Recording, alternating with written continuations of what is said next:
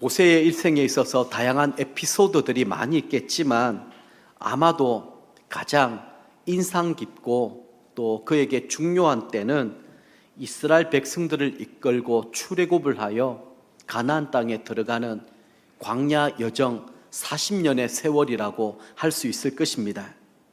가도 가도 끝없는 광야, 모세는 이런 광야 생활을 하는 동안에 수없이 많은 사람이 죽어가는 것을 지켜보았습니다. 백성들이 죽으면 이들을 모래 사막 가운데 파묻고 또 걷다가 누군가 죽게 되면 또다시 파묻고 그러면서 출애굽 여정을 계속해서 이어나가게 되는 것입니다. 사랑하는 친구와 동족들 한 사람 한 사람을 모래 사막 가운데 파묻고 가면서 아마 모세는 이런 생각으로 스스로에게 이런 질문을 던지지 않았을까요? 도대체 인생이란 무엇인가? 시편 90편은 이런 맥락 가운데 모세가 기록한 시편입니다. 우리 인생이 왜 허무할 수밖에 없는지, 허무하고 헛된 인생길을 살아가는 동안에 그렇다면 좀 더 가치 있고 의미 있는 인생길은 무엇인지 이것을 저와 여러분들에게 말씀해 주고 있습니다. 자, 먼저 영원하신 하나님에 대해서 한번 생각해 보도록 하겠는데요.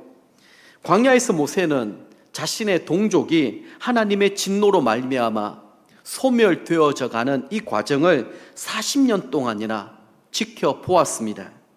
한 사람 한 사람 죽을 때마다 그 시신을 모래 사막 가운데 파묻을 때마다 인생의 허물을 실감하게 되었을 것입니다. 이렇게 죽고 없어질 것을 조금만 참지 원망하고 불평하고 그러다가 하나님의 진노로 말미암아 이렇게 소멸되는 모습을 보면서 안타까움도 있을 것이고 그렇게 아둥바둥 몸부림칠 필요가 없는데 결국 이렇게 갈 것을 아마 그런 생각들이 들지 않았겠습니까? 모든 인생은 잠깐 있다가 사라질 운명입니다. 반면에 우리 하나님은 우리 인생과는 달리 영원하신 분으로 소개하고 있습니다. 2절 말씀 한번 보십시오. 산이 생기기 전 땅과 세계도 주께서 조성하기 전 곧 영원부터 영원까지 주는 하나님이시니이다. 아멘. 이 세상에 아무것도 없었던 때, 산도 없고 땅도 없고 우주도 없었던 때가 있었습니다. 그때도 하나님은 이미 존재하고 계셨습니다. 그렇다면 이 세상의 주인은 누구실까요? 어쩌면 우리 인간은 마치 하나님께서 만들어 놓으신 이 무대에서 잠깐 연기를 하고 무대에서 내려온 후에는 연출자이신 하나님으로부터 평가를 받아야 하는 배우들과 똑같다라는 생각들을 해보게 됩니다. 하나님께서 우리를 이 세상에 살게 하시는 이유는 우리로 하여금 최선을 다하여 우리가 맡은 배역, 이 직분을 잘 한번 감당해 보라고 시간도 주시고 기회도 주신 것입니다. 여러분 3절 4절 말씀을 이제 한번 보시기를 바랍니다. 주께서 사람을 티끌로 돌아가게 하시고 말씀하시기를 너희 인생들은 돌아가라 하셨사오니 주의 목전에는 천년이 지나간 어제 같으며 밤의 한순간 같을 뿐임이니이다. 아멘. 우리 인간은 절대로 영원한 삶을 살 수 없습니다. 시작이 있고 끝이 있는 인생입니다. 왜냐하면 하나님은 우리를 티끌로 만드셨고 또 티끌로 돌아가게 만드셨기 때문입니다. 우리 모두 죽은 후에는 한 줌의 흙밖에 남지 않을 것입니다. 그리고 우리에게 주어져 있는 이 시간은 한정되어 있고 너무 짧으며 얼마나 빨리 지나가 버리는지 모릅니다. 그래서 우리가 좀 철이 들려고 하면 인생의 무대에서 내려와야 되는 것입니다. 그때는 후회를 해보고 다시 지나간 시간을 돌이켜 보려고 해도 아무런 소용이 없는 것이죠. 하나님께서는 우리를 이 세상에 살게 하신 이유에 대하여 믿음으로 시작되는 위대한 인생을 한번 살아보라고 마음껏 너의 삶을 한번 펼쳐보라고 그렇게 우리에게 기회를 주신 것입니다. 그런데 대부분의 많은 사람들은 이 기회라는 것을 내가 더 많이 가지지 못하고 이루지 못한 것들에 대한 원망과 불평으로 시간을 보낼 때가 있고, 때로는 자신의 욕심만 채우는 일들에 많은 시간을 보내며 살아가고 있습니다. 하나님은 우리에게 성령님을 통하여 무한한 가능성을 공급해 주셨습니다. 그런데 우리가 제대로 된 길을 찾지 못했고 또한 욕심을 버리지 못하였기 때문에 무의미한 헛된 인생길을 살아가고 있는 것입니다. 뭔가 바쁘게 살아가고 있고 분주하게 살아가고 있는데 정말 남는 것이 하나도 없는, 어쩌면 하나님 나라에서 볼 때 헛수고의 인생을 살아가는 것입니다. 우리가 정말 아름답고 위대한 인생을 살아가기 위해서는 가장 먼저 해야 될 일들이 영원하신 하나님을 만나는 것입니다. 그리고 그 하나님 앞에 나 자신이 얼마나 작고 보잘것없으며 유한한 존재인지를 인정하고 고백할 수 있어야 됩니다. 그러면 내가 가야 될 길, 내가 어떤 삶을 선택하고 또 어떻게 살아가야 될 것인지 그 길이 보이게 될 것입니다. 자, 이제 영원하신 하나님과의 비교하여서 허무한 인생에 대하여 성경은 또 우리에게 말씀하고 있습니다. 우리 인생은 한참 잘 나갈 때에는 정말 대단한 것 같습니다. 그런데 그 전성기가 끝나고 다시 평범한 인생으로 돌아가게 되면 그렇게 허무할 수가 없습니다. 그러다가 그 사람이 죽을 때가 되면 그 인생이 얼마나 헛되고 초라해 보이는지 모릅니다. 여기에는 그럴 만한 이유가 있다고 성경은 말씀하고 있습니다. 5절 말씀 보십시오. 주께서 그들을 홍수처럼 쓸어 가시나이다. 그들은 잠깐 자는 것 같으며 아침에 돋는 풀 같으니이다. 홍수가 나면 잠시 전까지 있었던 것들이 한순간에 다 사라지고 맙니다. 우리가 얼마 전에 태풍이 오고 홍수가 오고 모든 것이 물에 잠기게 되면 한순간에 다 사라지고 휩쓸려 가게 된다라는 것이죠. 그렇게 내가 애를 쓰고 모았던 것들도 한순간에 다 휩쓸려 사라지게 된다라는 것입니다. 그리고 5절 말씀을 보면 그들은 잠깐 자는 것 같으며 라고 표현되어 있는데 마치 우리 인생이 잠깐 자다가 깨어난 것과 같은 찰나의 시간이라는 것입니다. 한마디로 일장춘몽이고요, 한여름밤의 꿈과 같은 그런 인생이라는 것입니다. 또 6절에는 푸른 아침에 꽃이 피어 자라다가 저녁에는 시들어 마르나이다 이렇게 되어 있습니다. 잠시 두었다가 베인 바 되는 풀, 하루살이 목숨에 지나지 않는 것이 바로 우리 인생이라는 것입니다. 그리고 10절 말씀은 우리 인생이 얼마나 짧고 허무한지에 대하여 또 말씀하고 있는데요, 잘 알고 있는 말씀이지요. 함께 말씀 한번 읽어보겠습니다. 우리의 연수가 70이요 강건하면 80이라도 그 연수의 자랑은 수고와 슬픔뿐이요 신속히 가니 우리가 날아가나이다. 아멘. 자, 그러면 모세는 몇 살까지 살았을까요? 120세까지 살았습니다. 굉장히 오래 산 편입니다. 당시 이 시대만 하더라도 대부분의 이스라엘 백성들은 불과 50살을 넘기지 못했다고 합니다. 우리나라 1900년 초반대 그리고 중반대를 생각해 보면 좀 이해가 되실 것 같습니다. 그 당시에 인류의 평균 수명이 49, 50세 정도밖에 되지 않았다고 합니다. 제가 만약 그때 살았으면 저는 이미 하나님 앞에 가 있을지도 모르겠습니다. 그런데 모세가 10절에서 우리의 연수가 70이요 라고 하는 것은 앞을 내다보는 식견이 아주 탁월한 것입니다. 하나님께서 인생이 살 수 있는 평균 수명대를 그렇게 보게 하신 것입니다. 오늘 우리 수준에도 거의 맞는 것 같기도 합니다. 그런데 지금 모세가 말하고자 하는 것은 의학이 좀 발달되어서 인생이 70을 넘기고 80을 넘긴다 할지라도 우리가 살아왔던 인생을 돌이켜보면 너무나 짤막한 인생길이라는 것입니다. 그리고 그 인생길은 수고와 슬픔으로 얼룩져 있다라는 것입니다. 그래서 우리 인생이 너무 허무한 것입니다. 짤막한 인생인데 돌이켜보면 수고와 슬픔뿐이고 얼마나 빨리 지나가는지 금방 세월이 이렇게 가버린 것입니다. 그렇다면 왜 우리가 인생길을 살아가는 동안에 이런 수고와 슬픔을 겪게 되는 것일까요?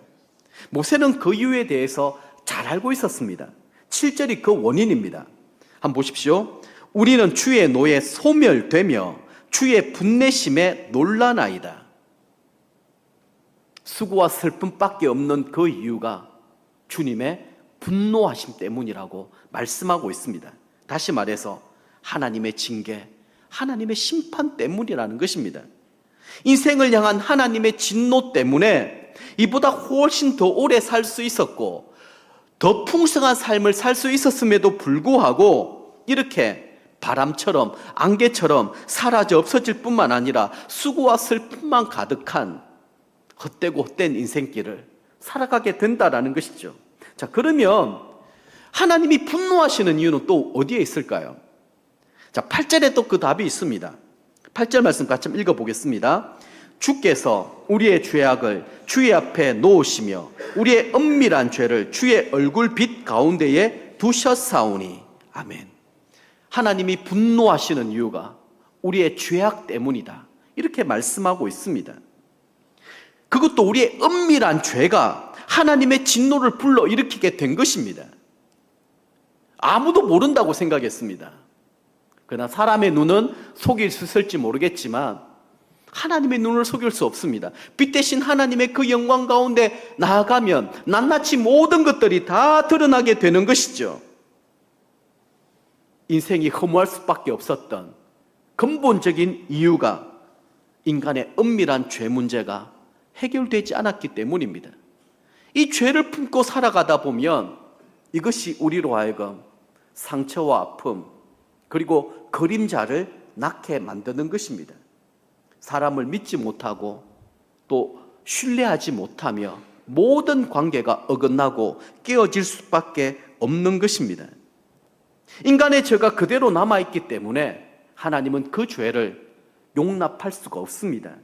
그 죄를 가지고 하나님 앞에 나아갈 수도 없기 때문에 그 죄로 말미암아 우리 인생이 수고와 슬픔으로 가득할 수밖에 없다라는 이유에 대하여 성경은 말씀하고 있습니다. 자, 그러면 어떻게 하면 이 은밀한 죄악을 해결받을 수가 있을까요? 그것은 우리가 하나님을 더 깊이 알아가고 체험하는 것입니다. 우리가 하나님을 더 깊이 알면 알수록 우리의 죄가 하나님 마음을 아프게 하고 또 하나님을 섭섭하게 만들 뿐만 아니라 하나님을 실망시킨다라고 하는 이 생각들을 가지게 되면 하나님 앞에 우리는 전심으로 회개하게 되어 있습니다. 그리고 돌이키게 될 것이고요. 여러분, 우리가 예레미야 말씀을 오랫동안 묵상하지 않았습니까? 끊임없이 예레미야 선지자가 선포했던 말씀의 핵심이 무엇입니까? 죄 용서의 은혜가 없는 신앙은 진짜 신앙이 아니라 가짜 신앙이라는 거예요. 그래서 그 예루살렘 성전이 가짜 성전, 하나님의 임재, 하나님의 영광이 임할 수 없는 거짓된 성전이 될 수밖에 없었던 이유는 거기에는 참된 회개가 없었기 때문입니다. 참된 돌이킴의 역사가 일어나지 않았기 때문입니다. 그러다 보니 아무리 신앙적인 건물을 화려하고 웅장하게 짓는다 할지라도 그것은 부실 공사에 불과하였습니다. 한순간에 다 무너져 없어질 것들이 되는 것입니다. 그래서 진정한 복은 무엇이냐? 하나님과의 관계 가운데, 하나님과의 친밀함 가운데 하나님이 원하시고 기뻐하시는 신앙의 건물을 세워나가는 것입니다. 그래서 우리의 삶의 주인이 누구시냐? 이 굉장히 중요한 주제입니다. 내 인생의 주제는 내가 아니고 하나님이십니다. 하나님이 원하고 하나님이 바라시는 뜻대로 살아가는 것, 그것이 중요한 거예요. 거기에 축복이 있고 은혜가 있고 평강이 있다라는 거예요. 그래서 하나님의 이 축복은 하나님의 말씀 가운데 감추어 두었습니다. 우리가 말씀을 읽고 듣고 묵상할 때에 감추어져 있는 그 복을 발견하게 되는 것입니다. 하나님의 말씀을 깨달으면 깨달을수록 하나님을 더 깊이 알아가게 되고, 우리를 향한 하나님의 진심이 무엇인지를 깨닫게 하시는 성령님의 지혜가 있는 것입니다. 그래서 하나님을 알아가는 그 지식이 우리에게는 기쁨이 되고 즐거움이 되고 은혜와 축복이 된다라고 하는 사실을 오늘 본문에서 우리에게 강조하고 있는 것입니다. 오늘 성경은 우리에게 분명히 말씀하고 있습니다. 우리의 삶이 헛되고 허무할 수밖에 없는 이유는 우리에게 있어서 하나님과 우리 사이에 은밀한 죄악을 감추고 있을 때입니다. 그러면 절대로 우리는 평안을 누릴 수 없고 기쁨과 즐거움을 누릴 수도 없습니다.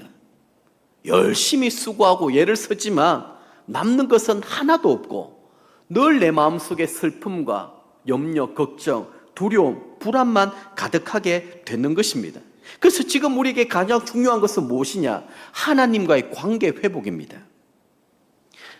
하나님을 깊이 만나고 체험하는 것입니다. 그래야 우리의 고집스러운 이 자존심, 교만의 문제를 해결받을 수 있고 치료될 수가 있습니다. 우리의 근본적인 죄가 무엇이겠습니까? 하나님으로부터 그렇게 많은 은혜와 사랑을 받고 있음에도 불구하고 하나님을 인정하지 않는 것입니다. 하나님을 온전하게 섬기지 않는 것입니다. 그것이 바로 죄요, 교만이라고 할 수 있습니다. 나는 하나님이 없이도 내 마음대로 씩씩하게 잘 살 수 있다라는 것이죠. 그래서 내 인생의 주인 노릇을 자꾸 하려고 하는 것입니다. 사형리 두 그림을 보셔서 아시겠습니다만, 내 인생에 내가 자꾸 주인 노릇을 하면 자주 좌절과 혼란에 빠질 수밖에 없습니다. 그러면 우리의 삶이 헛송세월이 될 수밖에 없는 거예요. 그러나 내 이상의 삶의 주권을 하나님께 맡겨드리면 질서와 조화 있는, 그게 평안이 있고 기쁨이 있고 즐거움이 있을 것이라고 성경이 우리에게 분명히 말씀하고 있습니다. 자, 그러면 이제 정말 중요한 말씀을 여러분들에게 드리려고 합니다. 짧고 허무하고 빨리 지나가는 이 인생길을 살아가는 동안에, 그렇다면 의미 있는 인생이 무엇이냐? 가치 있는 인생이 무엇이냐? 그 답을 한번 찾아보겠는데 11절부터 17절까지 보면 모세가 하나님 앞에 구했던 세 종류의 의미 있는 인생이 있습니다. 자, 첫 번째는 지혜의 삶입니다. 12절 말씀 같이 한번 읽어보겠습니다. 우리에게 우리 날 계수함을 가르치사. 아멘. 자, 지혜로운 삶을 살려면 우리의 날수를 계산해 볼 수 있어야 됩니다. 자, 그러면 나의 인생에 있어서 남은 시간이 얼마가 될까 계산하는 방법을 제가 여러분들에게 가르쳐 드리겠습니다. 모세가 10절에서 인생의 평균치가 70이고 강건하면 80이라고 말했습니다. 그러니까 둘 중에 하나를 여러분 마음에 선택하시면 됩니다. 오래 살고 싶은 분들은 80을 딱 정하시고요. 나는 오래 살 마음 없고 적당하게 살다가 천국 가고 싶다, 그런 분들은 이 70에서 현재 나이를 빼면 남은 인생이 되는 것입니다. 여러분, 그것밖에 남지 않았습니다. 자, 그렇다면 70, 80이 넘은 분들은 어떻게 계산해야 될까요? 하나님이 덤으로 주신 인생입니다. 하루하루 감사하며 사시기 바랍니다. 나 이미 이 세상 떠날 사람인데 하나님이 축복해 주셔가지고 내게 덤으로 보너스 인생을 주시는 거구나. 여러분, 70, 80 이상 되신 분들은 원망하고 불평하시면 안 됩니다. 남들보다 더 많이 사시는 거예요.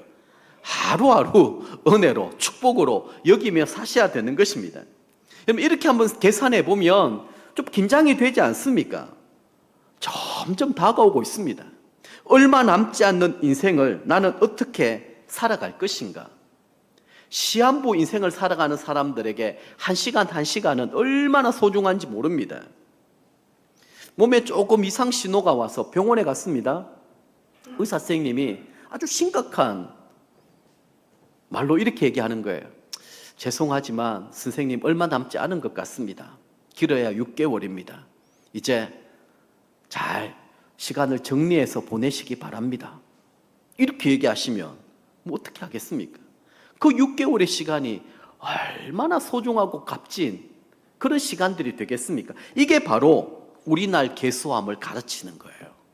남아있는 시간을 계산하면서 내가 더 이상 헛된 인생 보내면 안 되겠다. 오늘 하루를 살고 오늘 밤에 하나님이 나를 부르신다 할지라도 후회함이 없는 그런 인생을 살아야 되겠다.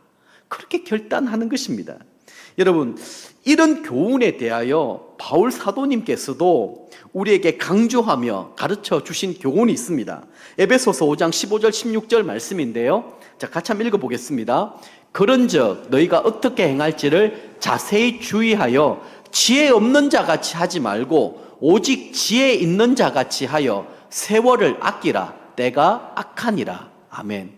자, 이제 너희가 어떻게 살아가야 될 것인지 깨달았느냐? 이렇게 묻고 있는 거예요. 그러면서 지혜 없는 자 같이 하지 말고, 이 말은 무엇이냐? 이 땅에서 천년 만년 살 것처럼 착각하며 살아가는 인생을 두고 하시는 말씀입니다.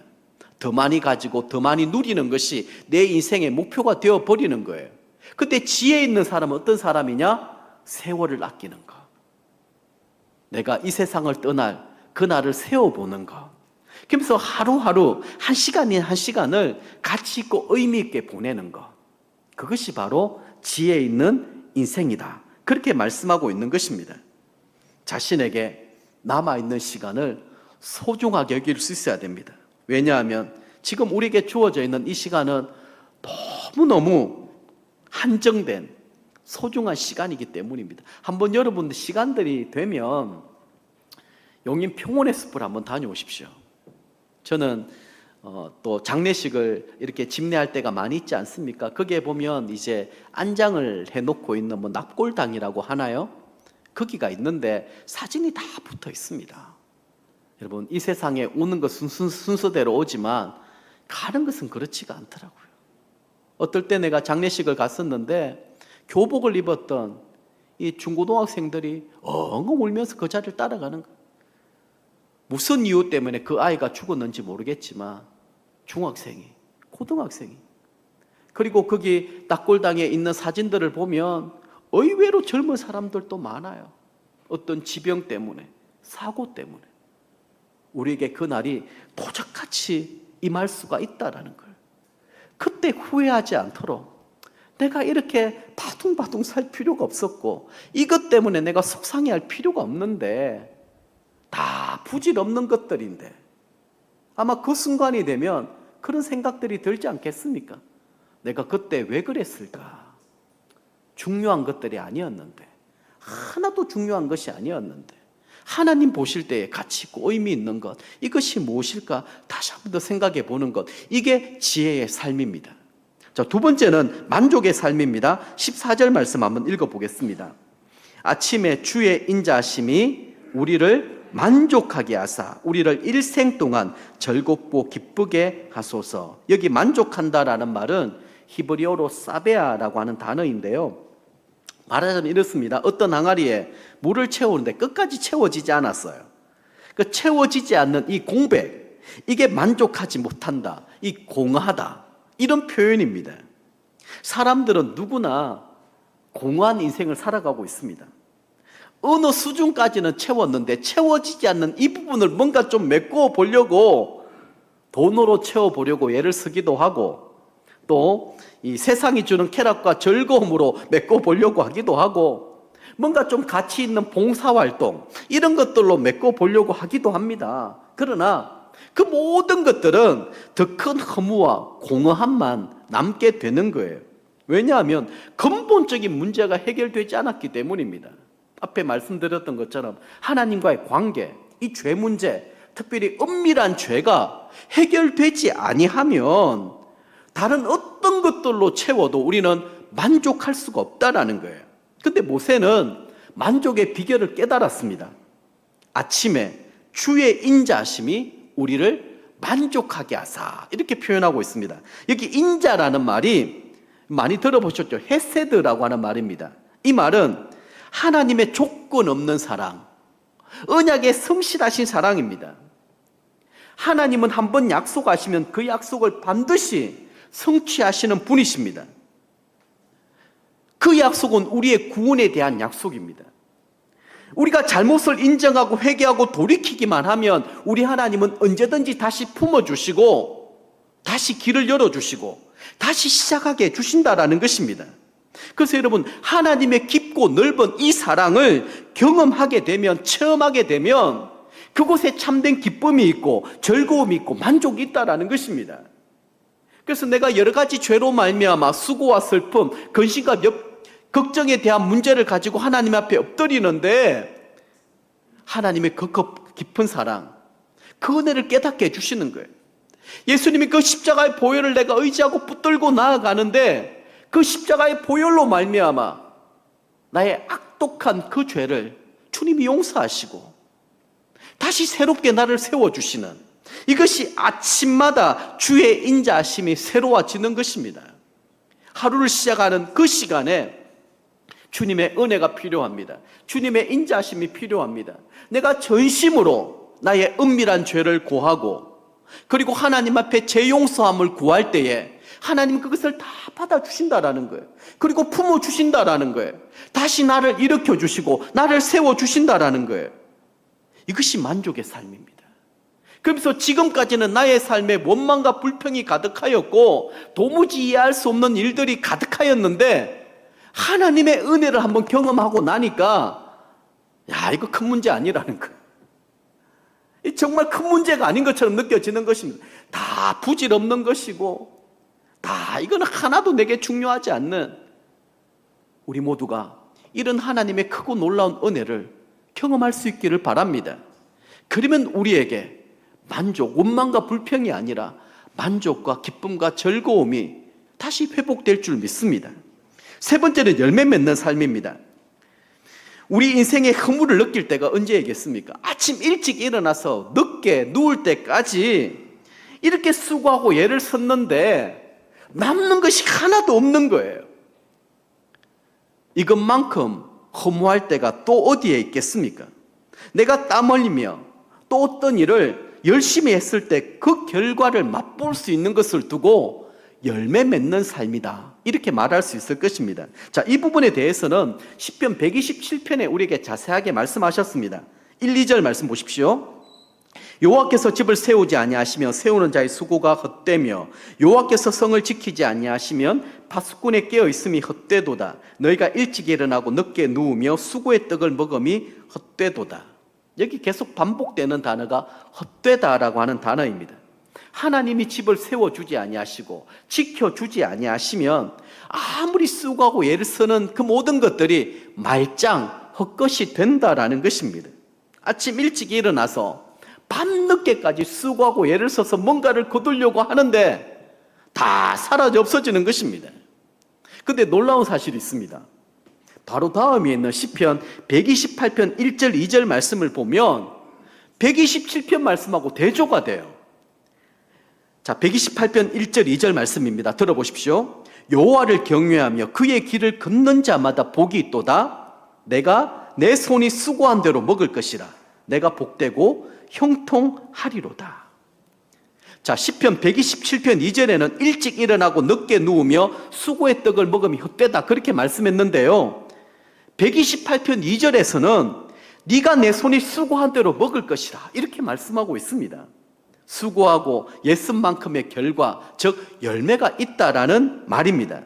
자, 그렇다면 도대체 어떤 인생을 살았기에 이런 일이 가능할까요? 시편 128편 1절에 그 답이 있습니다. 여호와를 경외하고 그의 길을 걷는 자마다. 여호와를 경외한다라는 말은 무슨 말이겠습니까? 하나님을 인정한다라는 거예요. 내 삶의 주인이 내가 아니라 여호와 하나님이시다. 하나님을 두려워하고 하나님을 사랑하고 모든 일들에 대한 결정권을 하나님께 맡기는 것입니다. 그리고 하나님의 인도하심을 받는 것입니다. 그래서 하나님을 경외하는 구체적인 증거가 뭐냐? 그의 길을 걷는 자마다. 이 말은 순종입니다. 하나님 말씀해 주시는 대로 순종하는 삶입니다. 때로는 내가 받아들일 수 없는 것들이 많습니다. 내가 순종하기에 너무 힘듭니다. 오죽하면 바울 사도님께서 나는 내 육신을 쳐서 성령의 법에 복종시킨다, 이렇게까지 표현했겠습니까? 나는 날마다 죽노라, 이렇게 표현했습니다. 그게 바로 내 육신을 쳐서 성령의 법에 복종시키고 날마다 죽는 심정으로 하나님의 말씀 앞에 내가 내 자신을 바치는 것, 이것이 그의 길을 걷는 거라는 것입니다. 이게 신앙이에요. 여기에 삶의 풍성한 열매가 주어지게 되는 것입니다. 그리고 오늘 본문 마지막 구절을 보면 우리 인생에 있어서 가장 중요한 열매가 무엇인가에 대하여 우리에게 말씀하고 있습니다. 저는 이 말씀을 제가 묵상하는 동안에 정말 전율이 일어났습니다. 한번 같이 읽어보겠습니다. 16절 말씀입니다. 같이 읽습니다. 주께서 행하신 일을 주의 종들에게 나타내시며 주의 영광을 그들의 자손에게 나타내소서.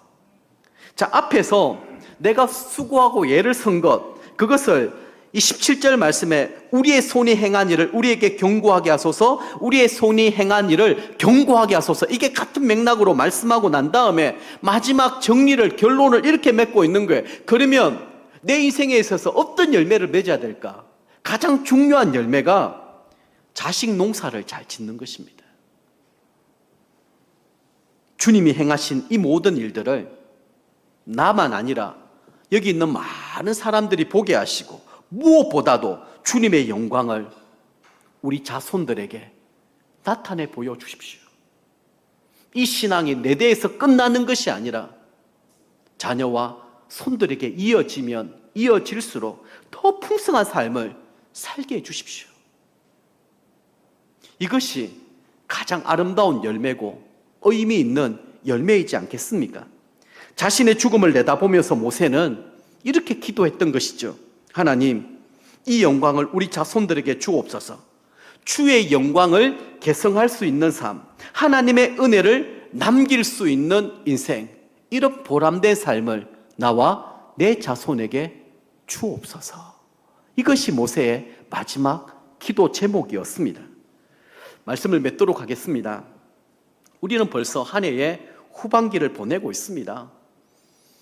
무더위가 계속 될 것만 같았는데 이제 선선한 바람이 불어오면서 세월이 정말 빨리 지나간다는 느껴지지 않습니까? 아마 9월, 10월, 11월 하반기는 금방 지나갈 것입니다. 한 달 한 달도 빠르고 한 해 한 해도 빨리 지나갑니다. 우리가 하나님 앞에 서게 될 그 날이 점점 가까우고 있다는 것입니다. 영원하신 그 하나님을 바라보지 아니하고 그냥 아무렇게나 살아가게 되면 허송 세월만 보내게 되는 거예요. 자신의 삶을 돌이켜보면 내가 열심히 수고하고 애를 썼는데 남는 것이 하나도 없는 인생입니다. 그래서 우리의 소망은 여호와 하나님께 있음을 깨닫는 지혜입니다. 지금 우리에게 필요한 것은 돈도 아니고 건강도 아니고 이 세상의 성공도 아닙니다. 정말 우리에게 중요한 것은 하나님을 아는 지식입니다. 매일 아침마다 하나님의 인자하심을 새롭게 느끼고 체험하는 것입니다.